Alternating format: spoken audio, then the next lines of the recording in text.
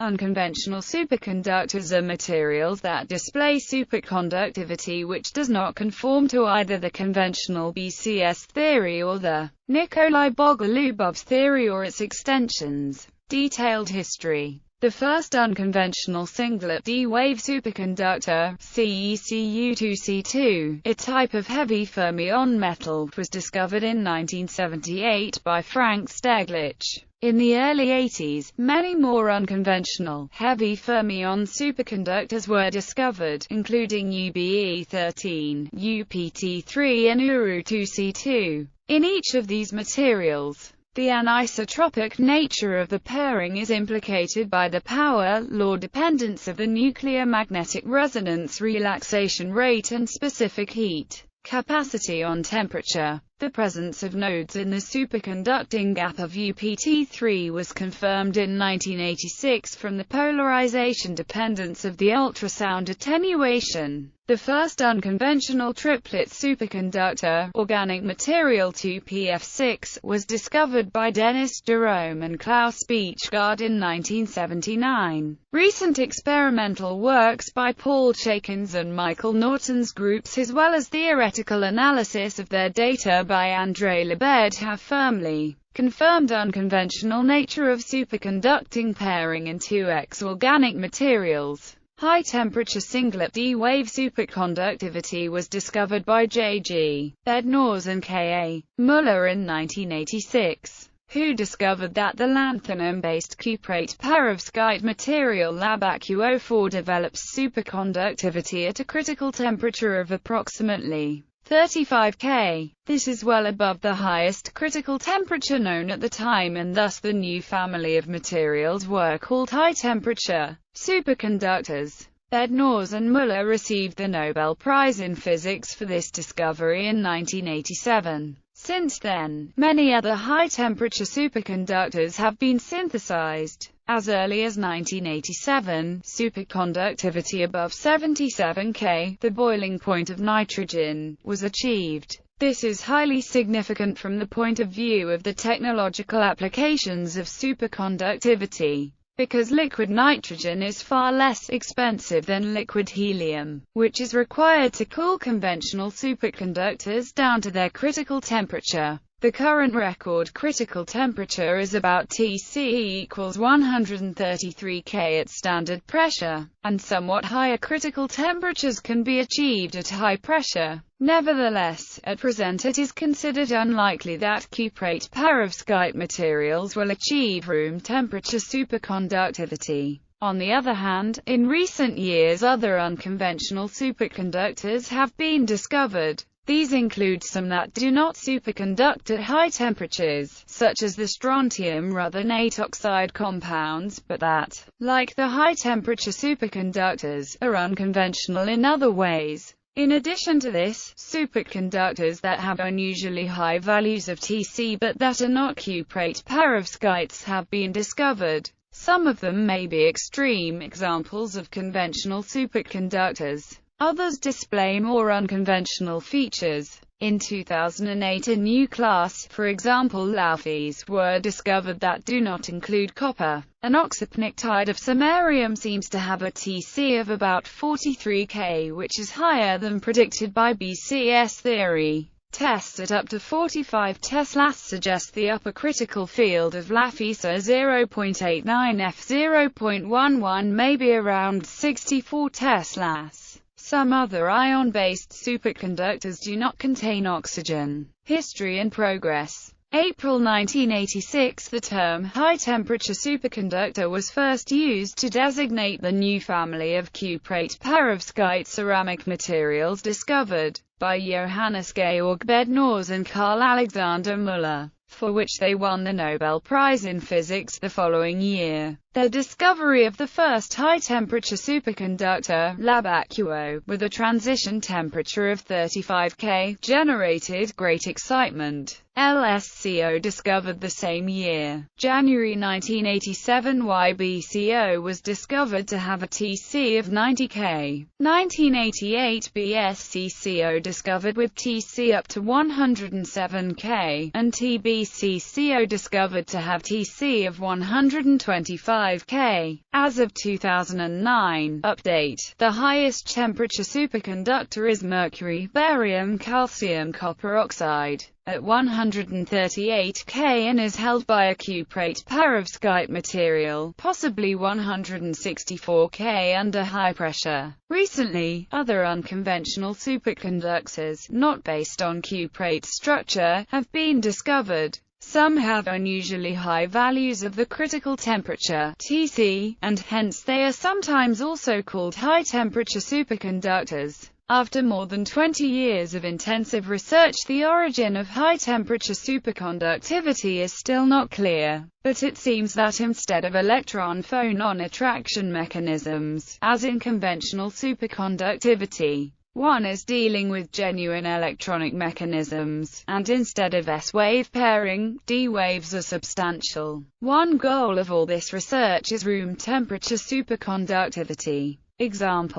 Examples of high Tc cuprate superconductors include La 1.85 bar 0.15 CuO4 and YbCO, which is famous as the first material to achieve superconductivity above the boiling point of liquid nitrogen. Process. Perovskites are made by mixing oxides in stoichiometric quantities and then heating in a furnace at high temperatures in an oxygen-rich atmosphere. Ongoing research. The question of how superconductivity arises in high-temperature superconductors is one of the major unsolved problems of theoretical condensed matter physics as of 2011. Update. The mechanism that causes the electrons in these crystals to form pairs is not known. Despite intensive research and many promising leads, an explanation has so far eluded scientists. One reason for this is that the materials in question are generally very complex, multi-layered crystals, making theoretical modeling difficult. Possible mechanism. The most controversial topic in condensed matter physics has been the mechanism for high Tc superconductivity. There have been two representative theories on the HTS. Weak coupling theory. Firstly, it has been suggested that the HTS emerges by antiferromagnetic spin fluctuation in a doped system. According to this weak coupling theory, the pairing wave function of the HTS should have a dx2-y2 symmetry. Thus, whether the symmetry of the pairing wave function is the d-symmetry or not is essential to demonstrate on the mechanism of the HTS in respect of the spin fluctuation. That is, if HTS order parameter does not have d-symmetry, then a pairing mechanism related to spin fluctuation can be ruled out. The tunnel experiment seems to detect d-symmetry in some HTS. Interlayer coupling model. Secondly, there was the interlayer coupling model, according to which a layered structure consisting of BCS-type superconductor can enhance the superconductivity by itself, by introducing an additional tunneling interaction between each layer. This model successfully explained the anisotropic symmetry of the order parameter in the HTS as well as the emergence of the HTS. Thus, in order to solve this unsettled problem, there have been numerous experiments such as photoelectron spectroscopy, NMR, specific heat measurement, etc. Unfortunately, the results were ambiguous, where some reports supported the d-symmetry for the HTS but others supported the S-symmetry. This muddy situation possibly originated from the indirect nature of the experimental evidence, as well as experimental issues such as sample quality, impurity scattering, twinning, etc. Previous studies on the symmetry of the HTS order parameter. The symmetry of the HTS order parameter has been studied in nuclear magnetic resonance measurements and, more recently, by angle-resolved photo emission and measurements of the microwave penetration depth in a HTS crystal. NMR measurements probe the local magnetic field around an atom and hence reflect the susceptibility of the material. They have been of special interest for the HTS materials because many researchers have wondered whether spin correlations might play a role in the mechanism of the HTS. NMR measurements of the resonance frequency on YBCO indicated that electrons in the copper oxide superconductors are paired in spin singlet states. This indication came from the behavior of the night shift, the frequency shift that occurs when the internal field is different from the applied field. In a normal metal, the magnetic moments of the conduction electrons in the neighborhood of the ion being probed align with the applied field and create a larger internal field. As these metals go superconducting, electrons with oppositely directed spins couple to form singlet states. In the anisotropic HTS, perhaps NMR measurements have found that the relaxation rate for copper depends on the direction of the applied static magnetic field, with the rate being higher when the static field is parallel to one of the axes in the copper oxide plane. While this observation by some groups supported the d-symmetry of the HTS, other groups could not observe it. Also, by measuring the penetration depth, the symmetry of the HTS order parameter can be studied. The microwave penetration depth is determined by the superfluid density responsible for screening the external field.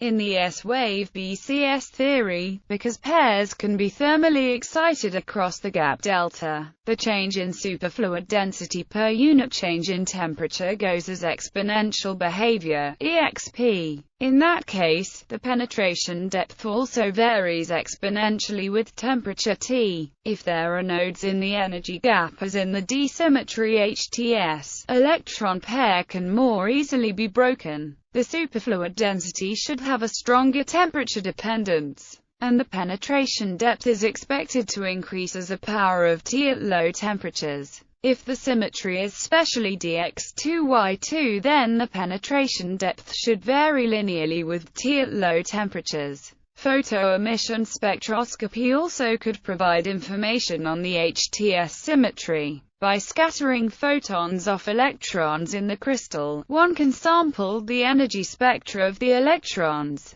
Because the technique is sensitive to the angle of the emitted electrons, one can determine the spectrum for different wave vectors on the Fermi surface. However, within the resolution of the angle-resolved photoemission spectroscopy, researchers could not tell whether the gap goes to zero or just gets very small. Also, ARPES are sensitive only to the magnitude and not to the sign of the gap, so it could not tell if the gap goes negative at some point. This means that ARPES cannot determine whether the HTS order parameter has the d-symmetry or not. Junction experiments supporting the d-symmetry. There was a clever experimental design to overcome the muddy situation. An experiment based on flux quantization of a 3-grain ring of YBA2Cu307 was proposed to test the symmetry of the order parameter in the HTS. The symmetry of the order parameter could best be probed at the junction interfaces, the Cooper pairs tunnel across a Josephson junction or weak link. It was expected that only for a junction of d-symmetry superconductors there could occur half-integer flux, that is, a spontaneous magnetization.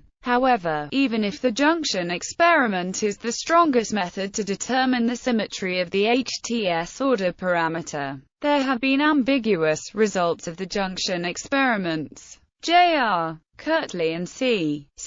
Sewer thought that the ambiguous results came from the defect inside the HTS, so that they designed the experiment where both of clean limit and dirty limit were simultaneously considered. In the experiment, the spontaneous magnetization was clearly observed in YBCO, which absolutely supported the d-symmetry of the order parameter in YBCO. Because YBCO is orthorhombic, it might inherently have an admixture of S-symmetry. So, by tuning their technique further, they found that there was an admixture of S-symmetry in YBCO within about 3%. Also, they found that there was a pure dx2y2 order parameter symmetry in the tetragonal TL2 bar 2 CuO6.